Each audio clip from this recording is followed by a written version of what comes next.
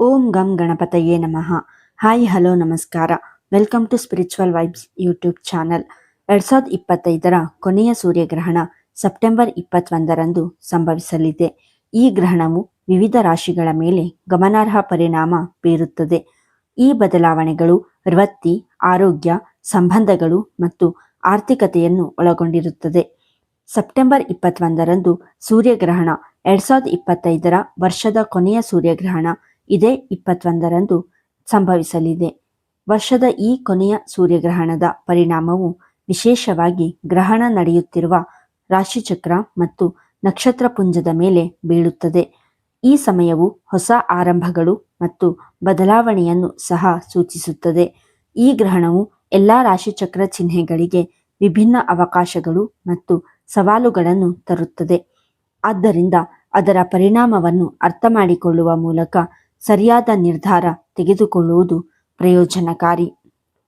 ಸೂರ್ಯ ಭೂಮಿಯ ನಡುವೆ ಚಂದ್ರ. ಸೂರ್ಯ ಮತ್ತು ಭೂಮಿಯ ನಡುವೆ ಚಂದ್ರ ಬಂದಾಗ ಈ ಅಪರೂಪದ ಸೂರ್ಯಗ್ರಹಣ ಸಂಭವಿಸುತ್ತದೆ. ಜ್ಯೋತಿಷ್ಯದಲ್ಲಿ ಗ್ರಹಣವನ್ನು ಹೆಚ್ಚಿನ ಪ್ರಾಮುಖ್ಯತೆ ಎಂದು ಪರಿಗಣಿಸಲಾಗುತ್ತದೆ. ಇದನ್ನು ನೈಸರ್ಗಿಕ ವಿದ್ಯಮಾನಗಳಲ್ಲಿನ ಬದಲಾವಣೆಯಾಗಿ ನೋಡುವುದಲ್ಲದೆ ದೇಶ ಮತ್ತು ವಿದೇಶಗಳ ರಾಜಕೀಯ, ಆರ್ಥಿಕ ಪರಿಸ್ಥಿತಿಗಳು ಮತ್ತು ವೈಯಕ್ತಿಕ ಜೀವನದ ಮೇಲೂ ಇದರ ಪರಿಣಾಮ ಕಂಡುಬರುತ್ತದೆ. ಗ್ರಹಣದ ಸಮಯದಲ್ಲಿ ಉತ್ಪತ್ತಿಯಾಗುವ ಶಕ್ತಿಯು ಎಲ್ಲ ರಾಶಿಚಕ್ರ ಚಿಹ್ನೆಗಳ ಮೇಲೆ ವಿಭಿನ್ನ ರೀತಿಯಲ್ಲಿ ಪರಿಣಾಮ ಬೀರುತ್ತದೆ. ಇದು ಜೀವನದಲ್ಲಿ ಅನೇಕ ಏರಿಳಿತಗಳನ್ನು ಉಂಟುಮಾಡುತ್ತದೆ. ವರ್ಷದ ಈ ಕೊನೆಯ ಸೂರ್ಯಗ್ರಹಣವು ವಿಶೇಷವಾಗಿ ಗ್ರಹಣ ನಡೆಯುತ್ತಿರುವ ರಾಶಿಚಕ್ರ ಮತ್ತು ನಕ್ಷತ್ರ ಪುಂಜದ ಮೇಲೆ ಪರಿಣಾಮ ಬೀರುತ್ತದೆ.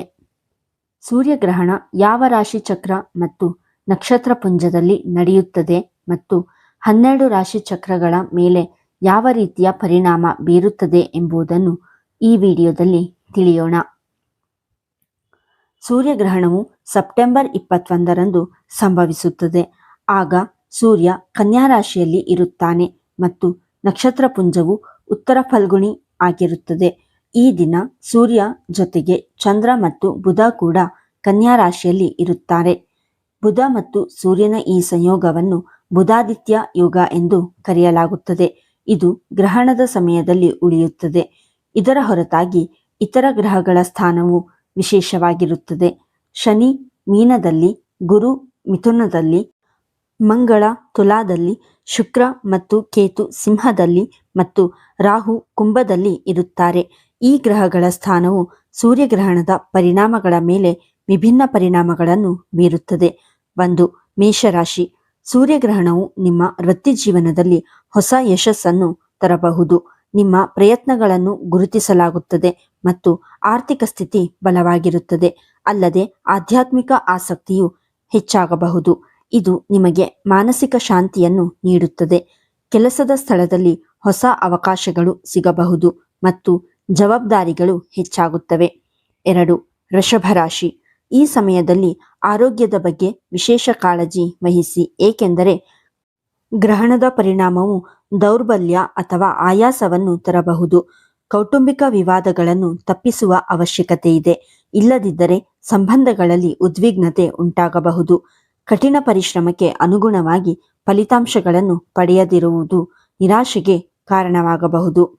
ಆದ್ದರಿಂದ ತಾಳ್ಮೆಯಿಂದಿರಿ. ಪ್ರಮುಖ ಆರ್ಥಿಕ ನಿರ್ಧಾರಗಳನ್ನು ತಪ್ಪಿಸಿ ಮತ್ತು ಮನಸ್ಸನ್ನು ಶಾಂತವಾಗಿರಿಸಿಕೊಳ್ಳಿ. 3.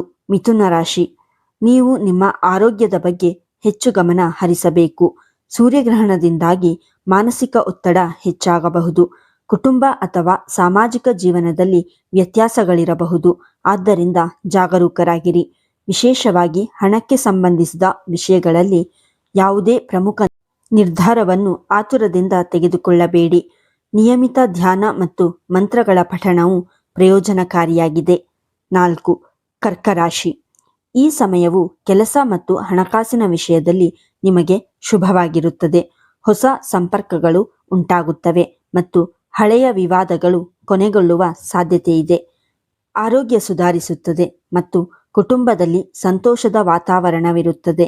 ಅಲ್ಲದೆ ನೀವು ಆಧ್ಯಾತ್ಮಿಕ ಚಟುವಟಿಕೆಗಳಲ್ಲಿಯೂ ಆಸಕ್ತಿ ತೋರಿಸಬಹುದು. 5. ಸಿಂಹರಾಶಿ. ಈ ಸಮಯದಲ್ಲಿ ನೀವು ಹೆಚ್ಚು ದಣಿದ ಅಥವಾ ಅಶಾಂತಿಯನ್ನು ಅನುಭವಿಸಬಹುದು. ಕುಟುಂಬದಲ್ಲಿ ಕೆಲವು ಭಿನ್ನಾಭಿಪ್ರಾಯಗಳು ಉಂಟಾಗಬಹುದು. ಅದನ್ನು ತಪ್ಪಿಸುವುದು ಅಗತ್ಯವಾಗುತ್ತದೆ. ನಿಮ್ಮ ಕಠಿಣ ಪರಿಶ್ರಮದ ಪೂರ್ಣ ಫಲವನ್ನು ಪಡೆಯದಿರುವುದು ನಿರಾಶೆಗೆ ಕಾರಣವಾಗಬಹುದು. ಆರ್ಥಿಕ ವಿಷಯಗಳಲ್ಲಿ ಸಂಯಮವನ್ನು ಕಾಪಾಡಿಕೊಳ್ಳಿ ಮತ್ತು ಆತುರವನ್ನು ತಪ್ಪಿಸಿ. ಸೂರ್ಯಗ್ರಹದ ಮಂತ್ರಗಳನ್ನು ಪಠಿಸುವುದು ನಿಮಗೆ ಪ್ರಯೋಜನಕಾರಿಯಾಗಿದೆ. 6. ಕನ್ಯಾ ರಾಶಿ. ಈ ಗ್ರಹಣವು ನಿಮಗೆ ಯಶಸ್ಸು ಮತ್ತು ಪ್ರಗತಿಯನ್ನು ತರುತ್ತದೆ. ಉದ್ಯೋಗ ಅಥವಾ ವ್ಯವಹಾರದಲ್ಲಿ ಬದಲಾವಣೆಗಳು ಇರಬಹುದು. ಅದು ನಿಮಗೆ ಪ್ರಯೋಜನಕಾರಿ ಎಂದು ಸಾಬೀತುಪಡಿಸುತ್ತದೆ. ಆರ್ಥಿಕ ಪರಿಸ್ಥಿತಿ ಬಲವಾಗಿರುತ್ತದೆ ಮತ್ತು ಹೊಸ ಮೂಲಗಳಿಂದ ಆದಾಯಕ್ಕೆ ಅವಕಾಶಗಳು ಇರಬಹುದು. ಸಂಬಂಧಗಳಲ್ಲಿ ಘರ್ಷಣೆಗಳು ಕಡಿಮೆಯಾಗುತ್ತವೆ ಮತ್ತು ಸಾಮರಸ್ಯ ಹೆಚ್ಚಾಗುತ್ತದೆ. 7. ತುಲಾರಾಶಿ. ಆರೋಗ್ಯದಲ್ಲಿ ದೌರ್ಬಲ್ಯ ಅಥವಾ ಸಮಸ್ಯೆಗಳು ಉದ್ಭವಿಸಬಹುದು. ಆದ್ದರಿಂದ ಎಚ್ಚರಿಕೆ ಅಗತ್ಯ. ಕುಟುಂಬ ಜೀವನದಲ್ಲಿ ಒತ್ತಡ ಹೆಚ್ಚಾಗಬಹುದು. ಆದ್ದರಿಂದ ತಾಳ್ಮೆ ಮತ್ತು ತಿಳುವಳಿಕೆಯಿಂದ ವರ್ತಿಸಿ. ಹಣಕ್ಕೆ ಸಂಬಂಧಿಸಿದ ನಿರ್ಧಾರಗಳಲ್ಲಿ ಆತುರ ಪಡಬೇಡಿ.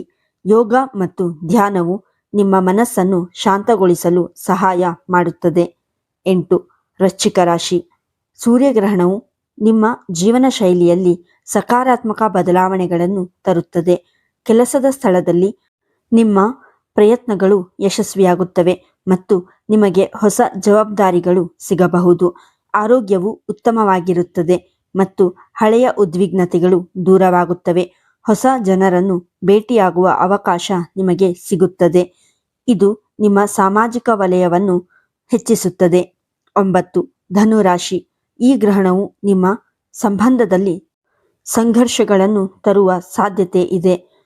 ಮನಸ್ಥಿತಿ ಬದಲಾವಣೆಗಳು ಮತ್ತು ಆರ್ಥಿಕ ಸವಾಲುಗಳನ್ನು ಕೂಡ ತಂದೊಡ್ಡಬಹುದು. ಆದರೆ ಉದ್ಯೋಗ ಪ್ರಗತಿ ಮತ್ತು ವೃತ್ತಿ ಪ್ರಗತಿಗೆ ಅವಕಾಶಗಳನ್ನು ಸಹ ತರುವುದು. 10. ಮಕರ ರಾಶಿ. ಸೂರ್ಯಗ್ರಹಣದ ಪರಿಣಾಮದಿಂದಾಗಿ ಈ ಸಮಯದಲ್ಲಿ ನಿಮಗೆ ಕೆಲವು ಆರೋಗ್ಯ ಸಂಬಂಧಿತ ಸಮಸ್ಯೆಗಳು ಉಂಟಾಗಬಹುದು. ವಿಶೇಷವಾಗಿ ಆಯಾಸ ಮತ್ತು ಮಾನಸಿಕ ಒತ್ತಡ ಉಂಟಾಗಬಹುದು. ಕುಟುಂಬದಲ್ಲಿ ಸಣ್ಣ ವಿಷಯಗಳಿಗೆ ವಿವಾದಗಳಿರಬಹುದು. ಆದ್ದರಿಂದ ತಾಳ್ಮೆ ಮತ್ತು ಬುದ್ಧಿವಂತಿಕೆಯಿಂದ ವರ್ತಿಸಿ. ದೊಡ್ಡ ಆರ್ಥಿಕ ಅಥವಾ ವ್ಯವಹಾರ ನಿರ್ಧಾರಗಳನ್ನು ಚಿಂತನಶೀಲವಾಗಿ ತೆಗೆದುಕೊಳ್ಳಿ. ಆತುರ ಹಾನಿಕಾರಕವಾಗಬಹುದು. ಸೂರ್ಯಗ್ರಹದ ಮಂತ್ರಗಳನ್ನು ನಿಯಮಿತವಾಗಿ ಪಠಿಸುವುದು ಮತ್ತು ಧ್ಯಾನ ಮಾಡುವುದರಿಂದ ಶಾಂತಿ ಮತ್ತು ಸಕಾರಾತ್ಮಕ ಶಕ್ತಿ ಉಳಿಯುತ್ತದೆ. 11. ಕುಂಭರಾಶಿ. ಈ ಸಮಯದಲ್ಲಿ ನಿಮ್ಮ ಆರೋಗ್ಯ ದುರ್ಬಲಗೊಳ್ಳಬಹುದು. ಆದ್ದರಿಂದ ನಿಮ್ಮ ಬಗ್ಗೆ ಕಾಳಜಿ ವಹಿಸಿ. ಕುಟುಂಬ ಮತ್ತು ಸ್ನೇಹಿತರೊಂದಿಗೆ ಭಿನ್ನಾಭಿಪ್ರಾಯಗಳು ಉಂಟಾಗಬಹುದು. ಇದನ್ನು ತಪ್ಪಿಸುವುದು ಅವಶ್ಯಕ. ನಿಮ್ಮ ಕಠಿಣ ಪರಿಶ್ರಮಕ್ಕೆ ಅನುಗುಣವಾಗಿ ಫಲಿತಾಂಶಗಳು ಸಿಗದಿದ್ದರೆ ನೀವು ನಿರಾಶೆಗೊಳ್ಳಬಹುದು. ದೊಡ್ಡ ನಿರ್ಧಾರಗಳನ್ನು ಮುಂದೂಡಿ ಮತ್ತು ಸೂರ್ಯ ಮಂತ್ರಗಳನ್ನು ಪಠಿಸಿ. ಇದು ಶಾಂತಿಯನ್ನು ತರುತ್ತದೆ. 12. ಮೀನರಾಶಿ. ಈ ಸಮಯ ನಿಮಗೆ ಹೊಸ ಭರವಸೆ ಮತ್ತು ಸಂತೋಷವನ್ನು ತರುತ್ತದೆ. ಹಣಕಾಸಿನ ವಿಷಯಗಳು ಸುಧಾರಿಸುತ್ತವೆ ಮತ್ತು ನೀವು ವೃತ್ತಿಜೀವನದಲ್ಲಿ ಯಶಸ್ಸನ್ನು ಪಡೆಯುತ್ತೀರಿ. ಆಧ್ಯಾತ್ಮಿಕತೆಯತ್ತ ಒಲವು ಹೆಚ್ಚಾಗುತ್ತದೆ. ಇದು ಮಾನಸಿಕ ಸಮತೋಲನವನ್ನು ಕಾಪಾಡಿಕೊಳ್ಳುತ್ತದೆ. ಕುಟುಂಬ ಸಂಬಂಧಗಳು ಸಹ ಸಿಹಿಯಾಗುತ್ತದೆ ಮತ್ತು ತಪ್ಪು ಗ್ರಹಿಕೆಗಳು ಬಗೆಹರಿಯುತ್ತವೆ. ಈ ವಿಡಿಯೋ ನಿಮಗೆ ಇಷ್ಟವಾಗಿದ್ದಲ್ಲಿ ಲೈಕ್ ಮಾಡಿ, ಶೇರ್ ಮಾಡಿ ಮತ್ತು ಕಮೆಂಟ್ ಮಾಡಿ. ಹಾಗೆಯೇ ನಮ್ಮ ಚಾನಲನ್ನು ಸಬ್ಸ್ಕ್ರೈಬ್ ಮಾಡಿ. ಧನ್ಯವಾದಗಳು.